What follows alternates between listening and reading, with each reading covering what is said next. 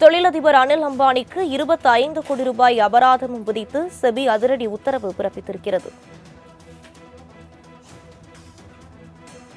பங்குச்சந்தையில் உள்ள எந்த நிறுவனத்திலும் இயக்குநராகவோ நிர்வாகத்திலோ அனில் அம்பானி இருக்கக்கூடாது எனவும் செபி தெரிவித்திருக்கிறது. முதலீட்டாளர்களின் நிதியை தவறாக பயன்படுத்தியதாக எழுந்த புகாரின் பேரில் அனில் அம்பானி மீது நடவடிக்கை எடுக்கப்பட்டிருக்கிறது. அண்மைச் செய்தியாக பார்த்து வருகிறோம்.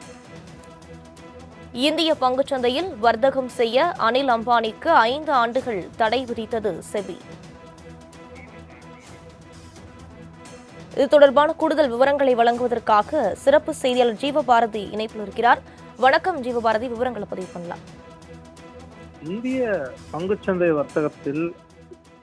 பங்குச்சந்தையில் வர்த்தகம் செய்ய அனில் அம்பானிக்கு 5 ஆண்டுகள் செபியானது தடை விதித்திருக்கிறது. குறிப்பிட்டு முதலீட்டாளர்களுடைய நிதியை தவறாக பயன்படுத்தியதற்காக இந்த தடையானது விதிக்கப்பட்டிருக்கிறது.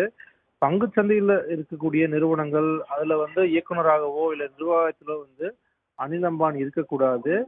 இந்த குற்றச்சாட்டின் காரணமாக அந்த குற்றச்சாட்டுக்கு பிறகாக அந்த விசாரணை நடந்திருக்கு. அந்த விசாரணையில இந்த குற்றச்சாட்டு உறுதியான பிறகாக இந்த உத்தரவானது தற்போது பிறப்பிக்கப்பட்டிருக்கு. இதற்காக 25 கோடி ரூபாய் அபராதமாக அனில் அம்பானிக்கு விதிக்கப்பட்டிருக்கு.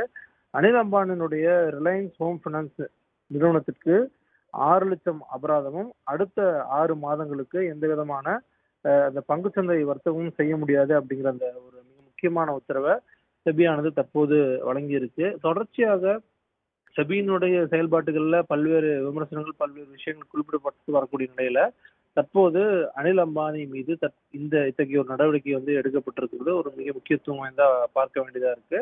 5 ஆண்டுகளுக்கு எந்த விதமான வர்த்தகமும் அனில் அம்பானி செய்ய முடியாது அப்படிங்கிறதா மிக முக்கியமான செய்தியா இருக்கு. விரிவான விவரங்களுக்கு நன்றி ஜீவபாரதி.